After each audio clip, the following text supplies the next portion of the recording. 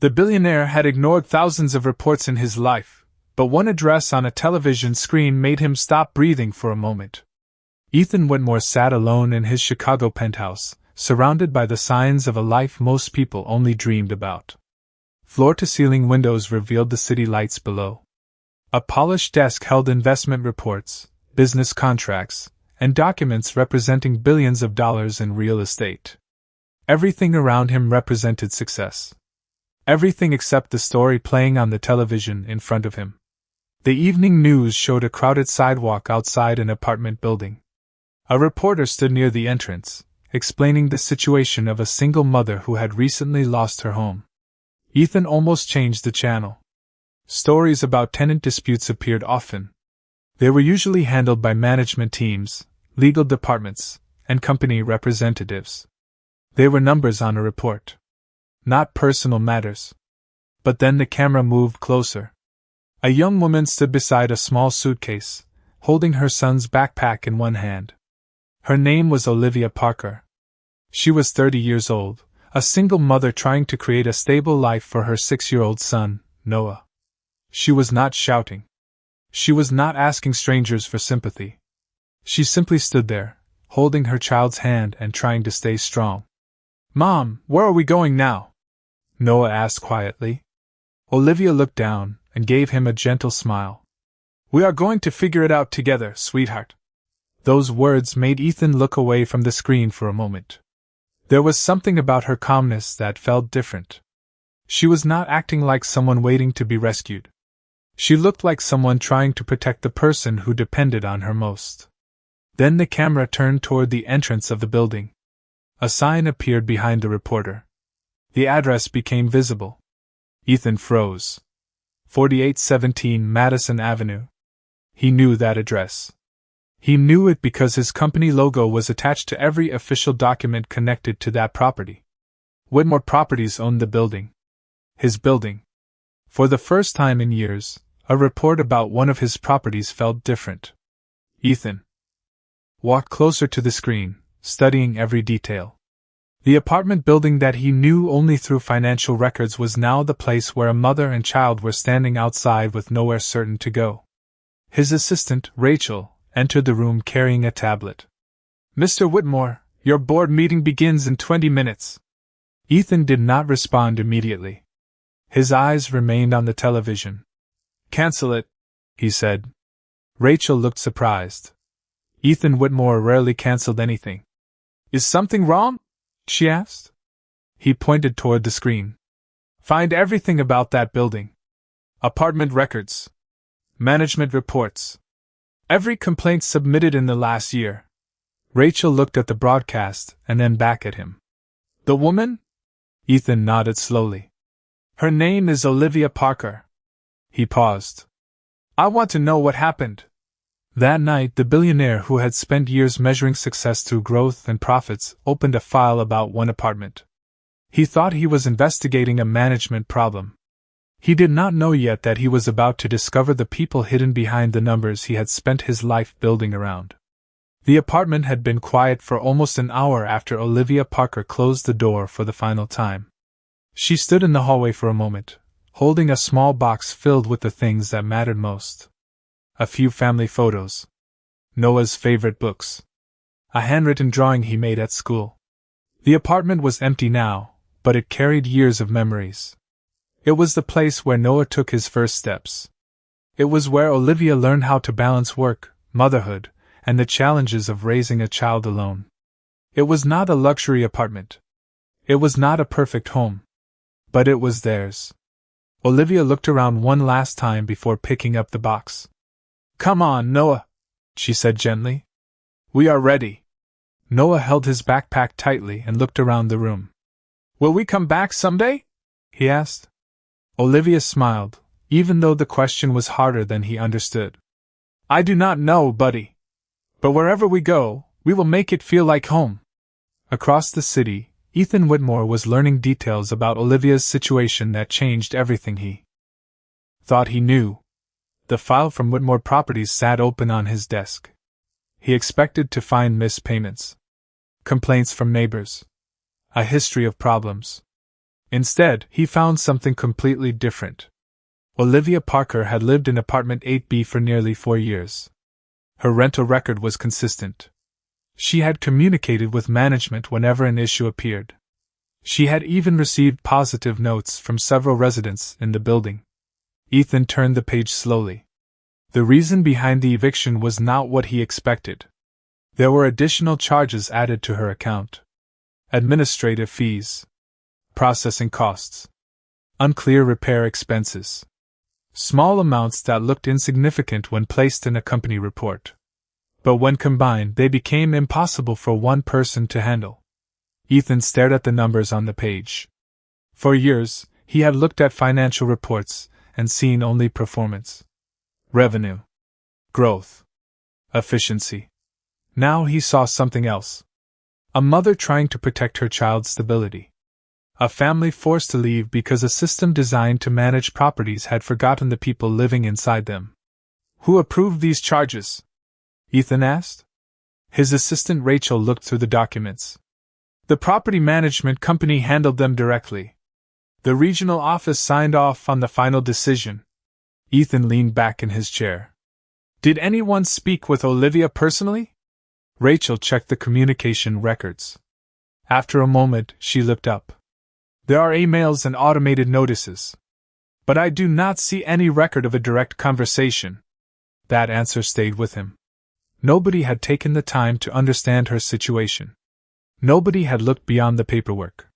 Meanwhile, Olivia was sitting with Noah at a small diner near the community center where they were temporarily staying. She counted the money in her wallet before ordering breakfast. Noah noticed and quietly pushed part of his meal toward her. You can have some of mine, Mom. Olivia smiled. You need to eat. You have school.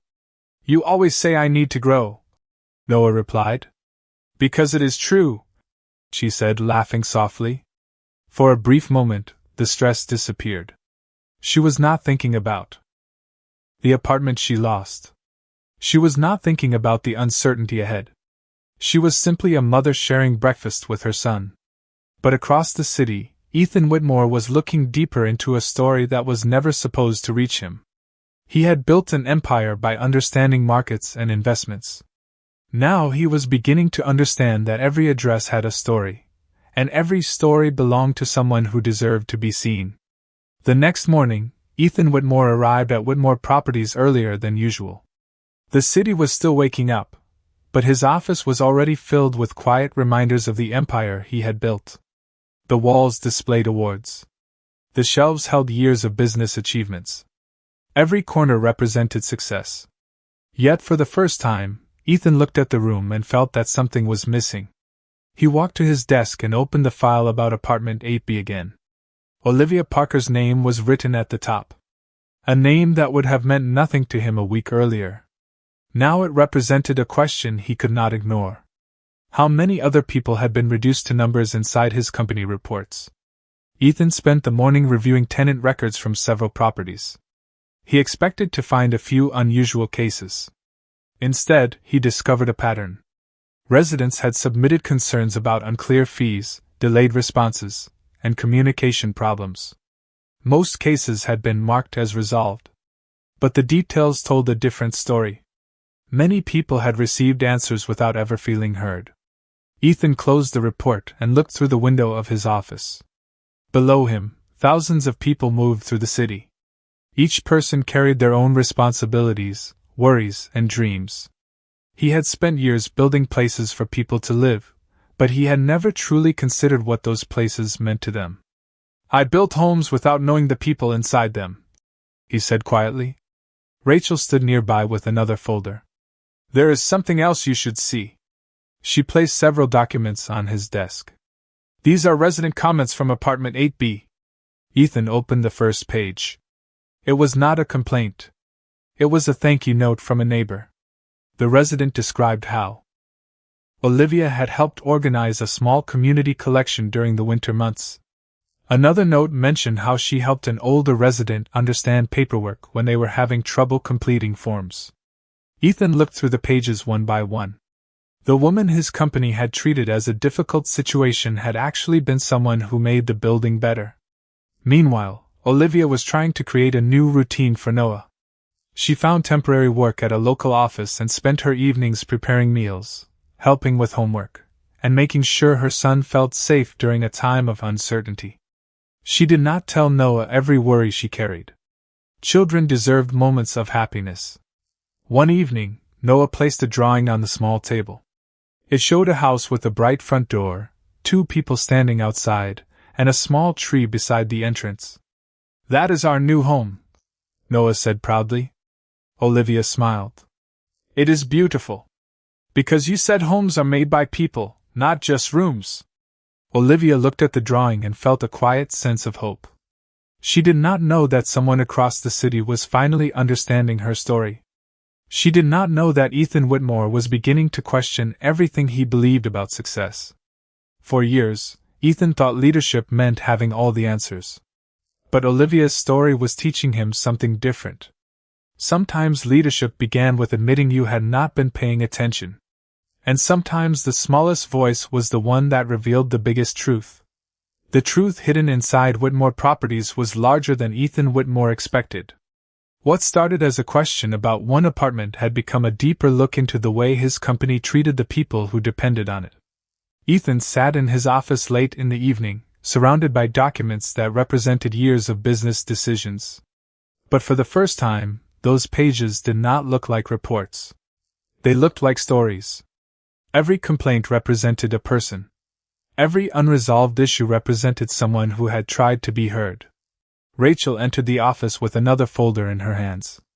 "I finished reviewing the management records you requested," she said. Ethan looked up. "And?"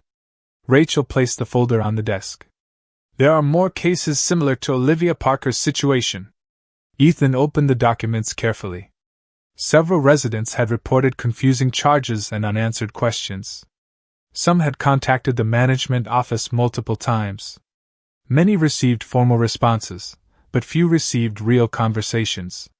The system had worked exactly as designed. But the design itself had forgotten something important. People were not paperwork. Ethan closed the folder and took a quiet breath. "Who is responsible for managing these properties?" he asked. "Sterling Residential Management," Rachel answered. "They oversee several of our buildings." Ethan nodded. "Arrange a meeting with their regional director." The following afternoon, Ethan sat across from Marcus Bennett, the regional director of Sterling Residential Management. Marcus arrived confidently, carrying a professional folder and a prepared explanation. "Mr. Whitmore, I understand there was a concern regarding one of our tenants." Ethan noticed the word immediately. Tenant. Not person. Not family. Not Olivia. Just a category. "Tell me about apartment 8B, Ethan said. Marcus opened his file. The resident had outstanding obligations. Our team followed standard procedures. Ethan listened carefully. The explanation was polished. Every answer sounded reasonable. But the more Marcus spoke, the more Ethan realized something was missing. "Did anyone meet with Olivia Parker before the final decision?" Ethan asked. Marcus paused briefly. "Our office sent all required notices." Ethan looked at him. "That was not my question."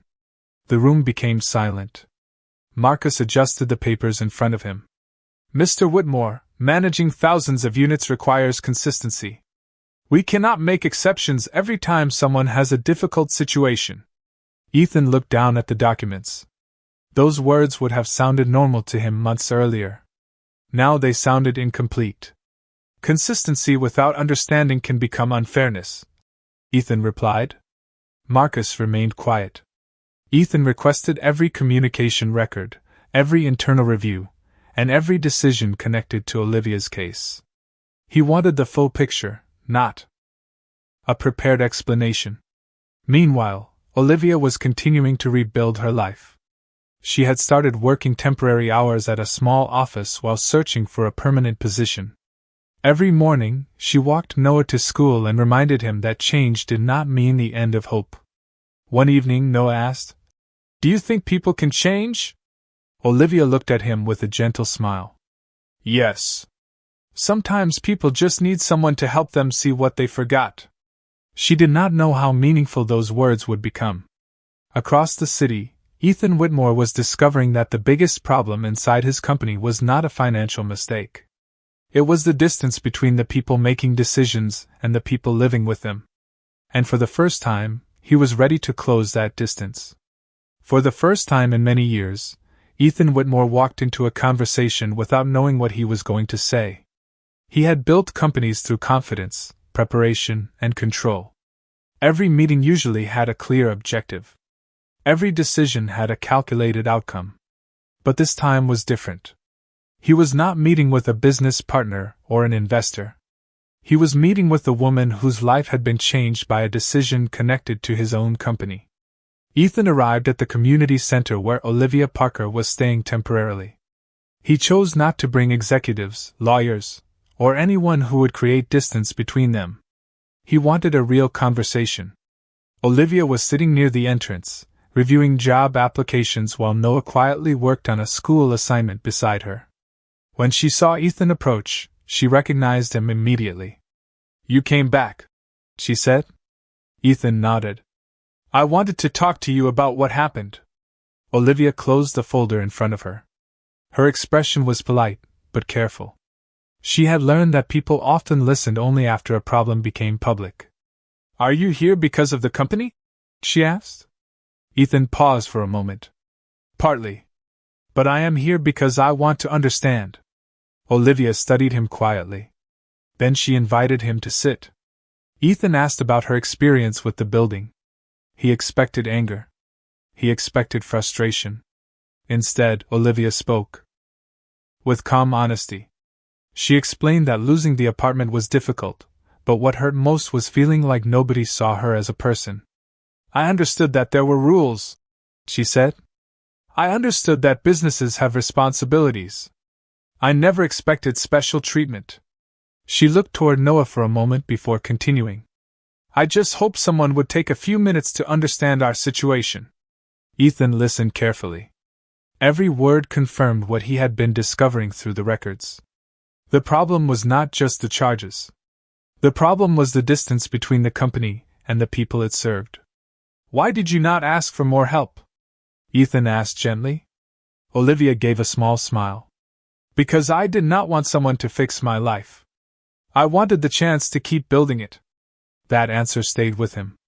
Many people had asked Ethan for opportunities, investments, and business partnerships. But Olivia was asking for something much simpler. Respect. Before Ethan left, Noah showed him the drawing he had made of a house with a yellow door. "This is where my family will live someday," Noah explained proudly. Ethan smiled. "That is a great house." As he walked back to his car, Ethan looked at the city around him differently. For years, he believed success meant creating something valuable. But Olivia reminded him that value was not only found in buildings or profits. It was found in the lives connected to them. The next morning, Ethan returned to his office with a new decision. He would not simply correct one mistake. He would change the way his company listened. And the first person he needed to thank was the woman who had lost her apartment, but somehow helped him find his purpose. The days after Ethan Whitmore met Olivia Parker became a turning point he could not ignore. He returned to Whitmore Properties every morning, but his perspective had changed. The same office that once represented success now reminded him of responsibility. The same reports that once focused only on numbers now carried a different meaning. Ethan began reviewing every part of his company's residential operations. He wanted to understand not just what happened to Olivia, but why it happened. Rachel helped him gather information from residents across several properties. The results were difficult to read. Many people had similar experiences. They were not asking for special treatment. They were asking for clearer communication, fair consideration, and someone willing to listen. Ethan sat quietly as he read through the feedback. He remembered Olivia's words. She did not need someone to save her. She needed someone to notice. That sentence stayed with him because he realized it applied to more than one person. It applied to thousands. Meanwhile, Olivia continued building a new routine for herself and Noah. She found more consistent work at a small accounting office and slowly began creating stability again. The new apartment was smaller than their previous home, but it had something important: peace. Every evening, Noah placed his school papers neatly on the table and shared stories about his day. Olivia listened carefully, making sure he knew that their circumstances did not define their future. One afternoon, while Olivia was helping at a local community event, Rachel discovered something that surprised Ethan. "There is more information about Olivia," Rachel said. Ethan looked up from his desk. "What did you find?" Rachel placed several notes in front of him. They were messages from residents in the old building. They described how Olivia had helped others long before anyone knew her story. She had organized a small food collection during the winter. She had checked on older neighbors when they needed assistance. She had helped people understand complicated forms when they felt overwhelmed. Ethan read the messages slowly. The person his company had classified as a problem had actually been one of the people making the community stronger. He leaned back in his chair and looked at the city outside his window. For years, he believed successful companies were built by finding the most efficient systems. Now he understood that great companies were built by understanding the people those systems affected. A few days later, Ethan visited one of his residential properties without announcing his arrival. He walked through the hallways quietly, noticing details he had ignored before. A child's artwork beside an apartment door. A small plant cared for by a resident. Neighbors greeting each other as they passed. These were not things shown on financial reports. They were the things that gave a building meaning. Ethan stopped near the entrance, and remembered the night he saw Olivia on television. At that moment, he thought he had discovered a problem inside his company. Now he understood he had discovered a lesson. Ownership gave him control over buildings. But compassion gave people a reason to call those buildings home. And the woman who had lost her apartment had shown him something he never learned in a boardroom. Success was not measured only by what you owned, but by what you gave back. The truth Ethan Whitmore discovered was no longer something he could keep inside a private office. For weeks, he had reviewed reports, listened to residents, and studied the decisions made by the people managing his properties. But now he understood that recognizing a problem was only the first step. Real change required courage. Inside the main conference room at Whitmore Properties, Ethan sat across from the executives responsible for residential operations. The atmosphere was quiet as he placed several documents on the table. These were not just business reports anymore. They represented real people, real families, and real experiences. Marcus Bennett from Sterling Residential Management looked through the documents carefully. "Mr. Whitmore, we understand your concerns, but our teams followed the procedures that were in place." Ethan looked at him calmly. "That is exactly what concerns me." Everyone in the room became silent. A company can follow every procedure and still fail the people it serves. Marcus tried to explain the challenges of managing thousands of apartments. He talked about efficiency, policies, and maintaining consistency. Ethan listened until he finished. Then he looked around the room. Consistency matters. But so does understanding. When someone asks for help and receives only a form letter, we have created distance between the company and the people who depend on us. The meeting continued. For several hours. Ethan requested a complete review of resident communication, management practices, and dispute resolutions across all properties. He did not want temporary solutions. He wanted a different approach. Meanwhile, Olivia Parker was focused on a much smaller but equally important part of life. She was preparing dinner in her new apartment, while Noah finished his homework at the kitchen table. The space was simple, but it felt peaceful. "Mom," Noah said, looking up from his notebook, "do you think people can really change?" Olivia smiled as she placed a plate on the table. "I think people change when they are brave enough to admit they were wrong." Noah thought about that for a moment. "Like saying sorry?" "Yes," Olivia replied. "But a real apology means doing something differently afterward." Those words would soon become important. A few days later, Olivia received an invitation from Whitmore Properties. The company wanted to discuss the changes they were planning and hear her thoughts. She was hesitant at first. She had experienced promises before. But something felt different this time. When she arrived at the office, she saw Ethan waiting for her. The same man who had listened to her at the community center. The same man who had asked questions without making assumptions. But now there was something else in his expression. Responsibility. "Olivia," Ethan said, standing up. "There is something you should know." He took a breath before continuing. "I am Ethan Whitmore. I own Whitmore Properties." The room became quiet. Olivia looked at him, processing the truth. The person who had listened to her story was the same person whose company was connected to what happened. Ethan did not try to explain away the situation. He did not hide behind his position. "I cannot change what happened," he said. "But I can take responsibility for making sure other people are not ignored the way you were." Olivia looked at him carefully. For the first time, she saw not just a billionaire CEO, but a person willing to face the consequences of his own decisions. And Ethan realized something important. The most valuable lesson he had learned did not come from a business meeting or a financial report. It came from a mother who simply wanted someone to listen. The days after Ethan Whitmore revealed his identity to Olivia Parker were filled with difficult decisions and important conversations. For Ethan, admitting his mistake was only the beginning. He knew that a sincere apology meant nothing if his actions remained the same. A company built over decades could not change overnight, but it could begin with a promise to listen. Inside Whitmore Properties, Ethan created a new resident support initiative designed to change the relationship between the company and the people living in its buildings. The goal was simple. Every resident deserved to feel heard before a problem became a crisis.